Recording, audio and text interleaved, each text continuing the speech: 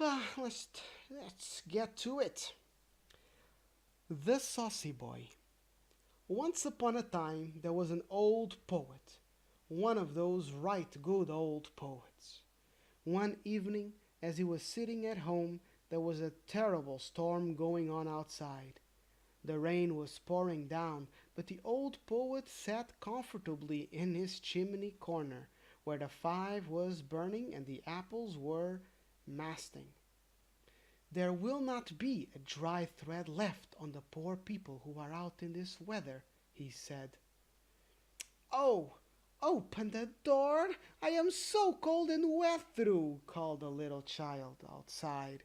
It was crying and knocking at the door while the rain was pouring down and the wind was rattling at the windows.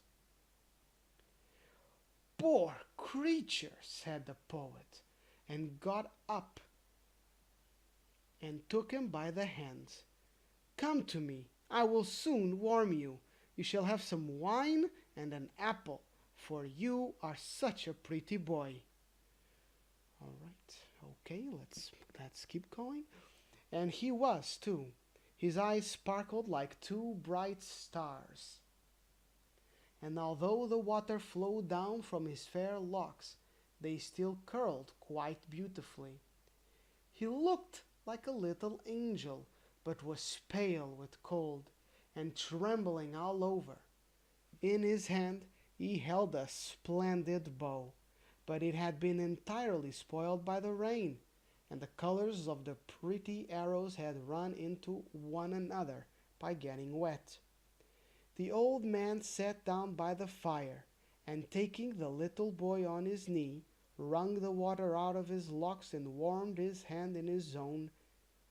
He then made some hot spiced wine, which quickly revived him, so that with reddening cheeks he sprang upon the floor and danced around the old man.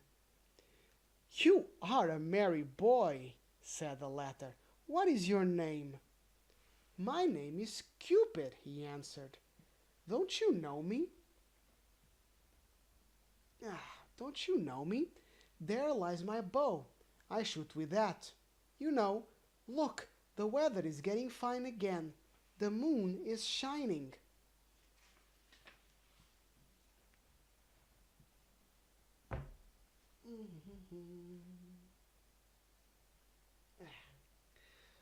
"But your bow is spoiled," said the old poet. "That would be unfortunate," said the little boy, taking it up and looking at it. "Oh, it's quite dry and isn't damaged at all. The string is quite tight. I'll try it."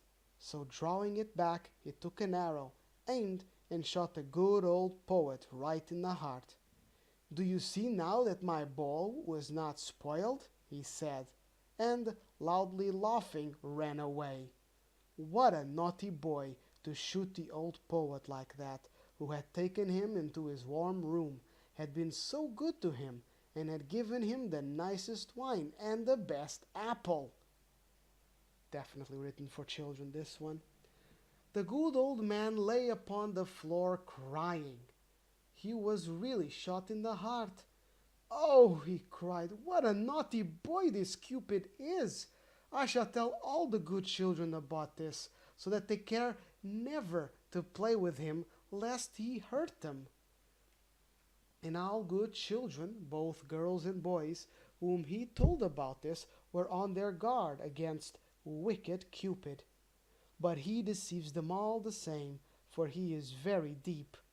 When the students come out of class, he walks beside them with a book under his arm and wearing a black coat. They cannot recognize him, and then, if they take him by the arm, believing him to be a student too, he sticks an arrow into their chest, and when the girls go to church to be confirmed, he is amongst them too. In fact, he is always after people. He sits in the large chandelier in the theater and blazes away, so that people think it is a lamp, but they soon find out their mistake. He walks about in the castle garden and on the promenades. Yes, once he shot your father and your mother in the heart too. Just ask them. and you will hear what they say. Oh, he is a bad boy, this Cupid, and you must never have anything to do with him, for he is after everyone. Just think, he even shot an arrow at old grandmother, but that was a long time ago. The wound has long been healed, but such things are never forgotten. Now you know what a bad boy this wicked Cupid is. And that was the Saucy Boy. Oops. That was a really short one. Sometimes they are short, sometimes they are long. It is a working week, so I will keep it to one. And let us begin the discussion portion of this stream. So, Cupid firing arrows into people's hearts.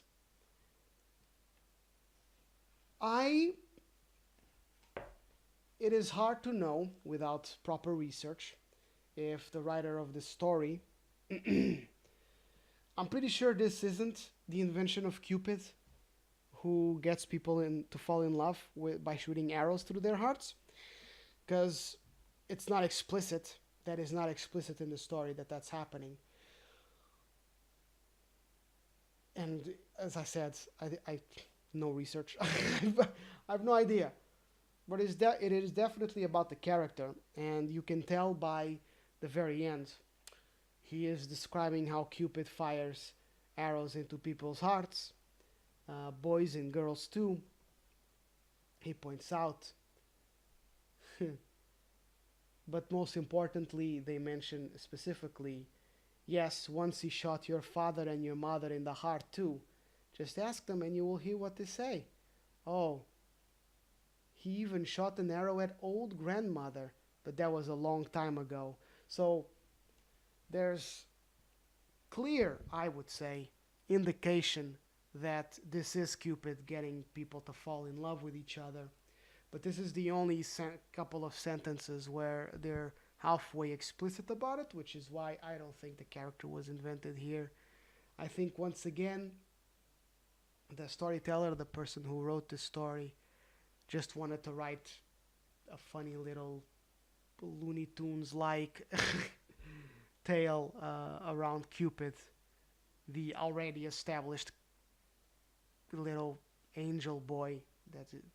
There's the description of that the boy was beautiful like an angel. I wonder if there is something at the beginning. I always get a little bit distracted lately on the beginning, because I'm figuring out the reading, trying to get it right. I'll soon warm you, wine and an apple, for you are such a pretty boy. His eyes sparkled like two bright stars, which is an indication that he's a god, the Cupid, and although, or similar, a deity. And although the water flowed down from his fair locks, they still curled quite beautifully, so the hair is mythical. He looked like a little angel, there you go, and trembling all over. In his hand he held a splendid bow, but had been entirely spoiled by the rain, and the colors of the pretty arrows had run into one another by getting wet. The old man set on fire, quickly revived him, so that with reddening cheeks. I like that he gives the little boy wine. Definitely an old story. It's again interesting and funny to note how different the mentalities are across different generations. So the way he wrote this, opened. So poor creature, first of all.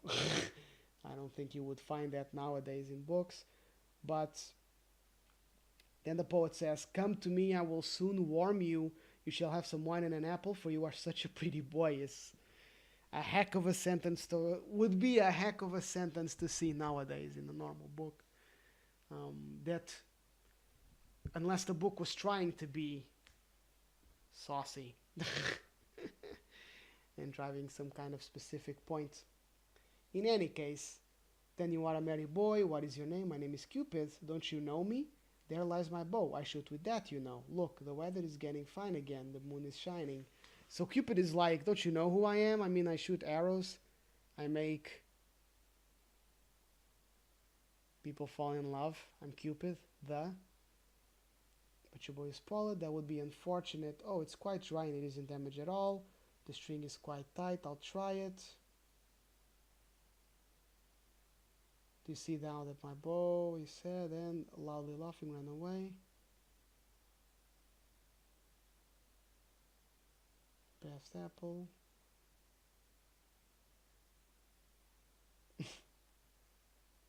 And of course, the guy gets shot in the heart and doesn't die or anything. So this just seems to be a little funny tale written around the character of Cupid, which is pre-established. You can tell by the way it's written and by the way they introduce the character and they show him in action that they did not come up with him. Because if they had come up with him, there would be more to the story. There would be more to the lore that the character is being set upon. Set around, sorry, set within. Set within. There would be more explicit description of the effects of the arrows instead of this. You know, he shot your mother and father, and he shot the grandmother too, and he shot the poet. You know, poets and love. That is my take on this cute little story. Nothing to write home about, I think, but definitely entertaining. A funny little window across time into a different generation's take on Cupid. It did remind me of a cartoon. Reading this reminded me of what a cartoon would be like in an era where you could make cartoons. So instead you would write with very childish language and very childish sentences. What? He did that to the old poet who gave him such good wine and such a nice apple. Very childish phrasing and very childish sentencing and paragraphs and stuff. So, take it as you will. I'm okay with it. I wouldn't, again, nothing to write home about, but definitely not a bad story. Pretty nice. Next story seems to be interesting. It's called The Tin Soldier.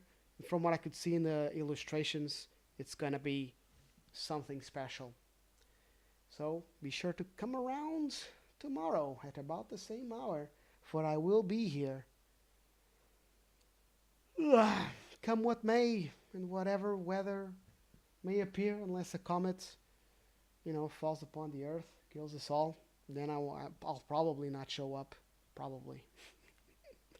But for now, I will disappear. This is Cuscopia, signing out. Signing out? What the hell? Signing off. This is Cuscopia signing off. Bye.